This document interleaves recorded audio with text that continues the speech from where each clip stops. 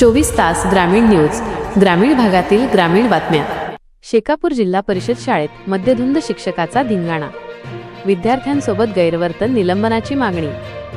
Video viral झाल्यानंतर शिक्षण विभागात खळबळ, वरिष्ठांकडे कारवाईचा प्रस्ताव पाठवणार। गट शिक्षणाधिकारी शेटकार।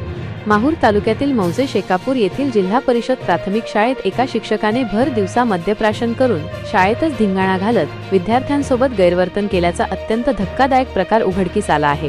काल गुरुवार दि. 5 डिसेंबर रोजी घडलेल्या या घटनेचा व्हिडिओ समाज माध्यमांवर प्रचंड व्हायरल झाल्याने शिक्षण क्षेत्रात मोठी खळबळ उडाली आहे। शिक्षकी पेशाला काळीमा फासणाऱ्या या प्रकारामुळे ग्रामस्थांमध्ये तीव्र संताप असून संबंधित शिक्षकावर तात्काळ निलंबनाची कारवाई करण्याची मागणी जोर धरत आहे। प्राप्त माहितीनुसार शेकापूर येथील जिल्हा परिषद प्राथमिक शाळेत कार्यरत असलेले शिक्षक अनंत वर्मा हे गुरुवारी दि. 5 शाळेच्या वेळेत नेहमीप्रमाणे आले, परंतु ते पूर्णपणे दारूच्या नशेत होते। यावेळी त्यांनी वर्गात बसलेल्या विद्यार्थ्यांना शिकवण्याऐवजी त्यांच्याशी कथितरित्या अश्लील व आक्षेपार्ह भाषेत संभाषण सुरू केले।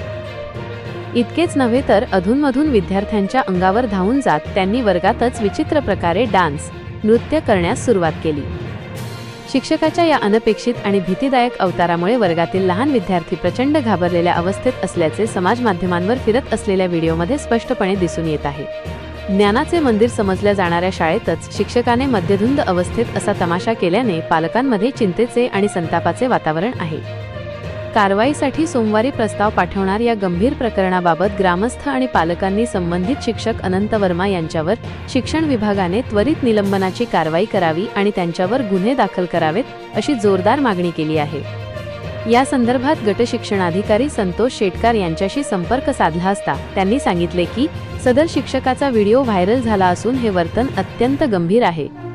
या प्रकरणी संबंधित नोकरी अधिनियमातील तरतुदीनुसार 1967 मधील कलम 4 प्रमाणे शिक्षकावर कठोर कारवाई करण्यासाठी वरिष्ठांकडे सोमवारी प्रस्ताव पाठवण्यात येणार आहे।